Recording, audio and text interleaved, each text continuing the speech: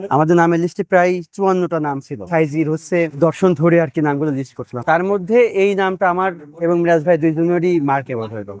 সেটা হচ্ছে অসীম পাখি। ভালো কিছু করতে পারলে আমরা হয়তো মানুষের জন্য কিছু করতে পারবো, এই কথাটুকুর কারণে আমি আটকায় গেছিলাম। অসীম পাখির গল্পটা হচ্ছে এভাবে যে মিরাজ ভাইয়ের পথ চলা, তার দর্শন, জীবনযাপন সব মিলায়ে ভাই আর ঢাকাতে থাকতে চায় না। সে চাইছে যে স্থায়ীভাবে কুষ্টিয়াতে থাকবে, আর কুষ্টিয়াতে থাকতে হলে আমরা ভাবে থাকতে পারি না, ভাইও পারে না। তখন এখান থেকে চিন্তা করলো যে কিছু করে যাতে কুষ্টিয়াতে থাকা যায়, তাহলে হবে কি নিজের পথ চলাটা সহজ হবে, প্লাস মানুষের জন্য কিছু করা যাবে। তো তখন কি করবো বা কি করা যাবে, এই চিন্তা ভাবনা থেকে শুরু করলাম আমরা। যেটা আমার তো দীর্ঘদিনের পথ চলা সঙ্গীতের মধ্য দিয়েই, আমি যখন ক্লাস 6-এ পড়ি তখন থেকে আমি সাইজির দরবারে এখানে আসা যাওয়া ফেরা সঙ্গীতের সঙ্গে জড়িত।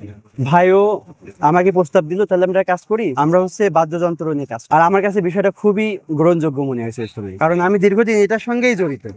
তো তখন ভাইকে বললাম ঠিক আছে তাহলে করা যাবে। তো ভাই বললো যে আমি তো স্থায়ী ভাবে কুষ্টিয়াতে চলে আসতে। আমি রীতিমতো অবাক হইলাম যে একটা মানুষ সারা জীবন ঢাকাতে কাটায় এখন আবার সে কুষ্টিয়াতে আসবে। বললাম ভাই হঠাৎ এরকম সিদ্ধান্ত নিলে? তো বলতেছে যে আমার আর ঢাকাতে থাকা হচ্ছে না, কারণ আমি যে কাজগুলো করতে চাচ্ছি এটা কুষ্টিয়াতে না থাকলে করা যাবে না। এই মর্মে সে কুষ্টিয়াতে আসলো, আর এই প্রতিষ্ঠানটা আমরা বসলাম, আলোচনা করলাম দীর্ঘ সময় ধরে।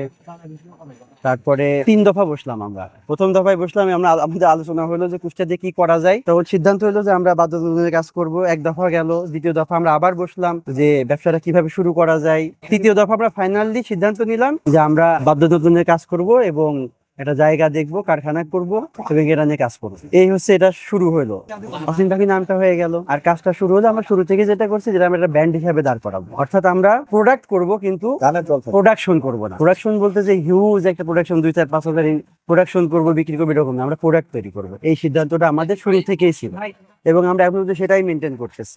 বরাবরই ভাইয়ের যে ইচ্ছাটা ছিল আমরা সেই ইচ্ছাটা প্রাধান্য দিয়েই কাজ করতেছি এবং স্রষ্টার অশেষ কৃপায় আমরা একটা আউটলেটও করতে পারছি এবং সুন্দর একটা জায়গাতে করতে পারছি। এবং বাকি নমুনা তুমি দেখতেই পাচ্ছ, আমাদের কাজের কোয়ালিটি প্লাস সবকিছু দেখেই হয়তো কিছুটা আইডিয়া করা যাচ্ছে। এই হচ্ছে অসীম পাখি শুরুটা হয়েছে। এখন শেষ কিভাবে হবে এটা আমার জানা নেই।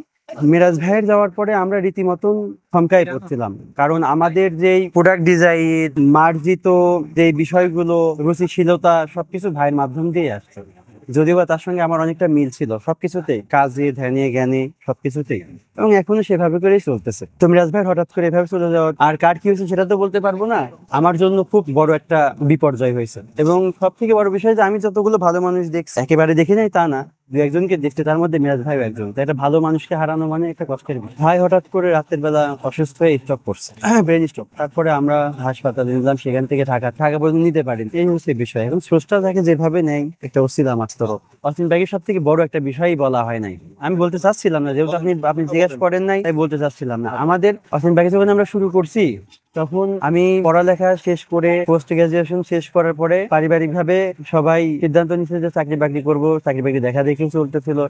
তো সেখান থেকে ঘুরে এসে এরকম একটা জায়গা করা যেখানে পুরোটাই অনিশ্চয়তা, কি হবে না হবে ভবিষ্যৎ আমরা জানি না। এবং আমাদের যে খুব বড় অভিজ্ঞতা ছিল যন্ত্র নিয়ে কাজ করার, তাও না, অভিজ্ঞতা ছিল কিঞ্চিত পরিমাণ। কিন্তু কেন আমরা বা আমি কেন এর সঙ্গে যুক্ত হলাম, তার একটা বড় কারণ হচ্ছে মিরাজ ভাই আমার খুব ভালোভাবে বিষয়টা বোঝাইতে পারছে। সেটা হচ্ছে এই যে ভালো কিছু করতে পারলে আমরা হয়তো মানুষের জন্য কিছু করতে পারবো। এই কথাটুকুর কারণে আমি আটকায় গেছিলাম যে মানুষের জন্য কিছু করতে পারবো। আর আমি চিন্তা করে দেখলাম যে দীর্ঘদিন ধরে এটার সঙ্গে জড়িত, আর আমি অন্য কোথাও গেলে হয়তো এর সঙ্গে সময় দিতে পারবো না। আর এমন একটা কাজ ভাই আমাকে প্রস্তাব করতেছে যেটা আমার সবকিছুর সঙ্গেই যায়। এবং সবচেয়ে বড় বিষয় যেটা ভাই বললো যে আমরা মানুষের জন্য কিছু করতে পারবো এই প্রতিষ্ঠানের মাধ্যমে, এই জায়গায় আমি আটকে। তা না হইলে হয়তো অন্যভাবে বোঝাইলে হয়তো বিষয়টা আমার খুব একটা ভালো বোধগম্য হতো না। মূল যে বিষয়টা ছিল সেটা হচ্ছে এইটা, যে মানুষের জন্য আমরা কিছু করতে পারবো।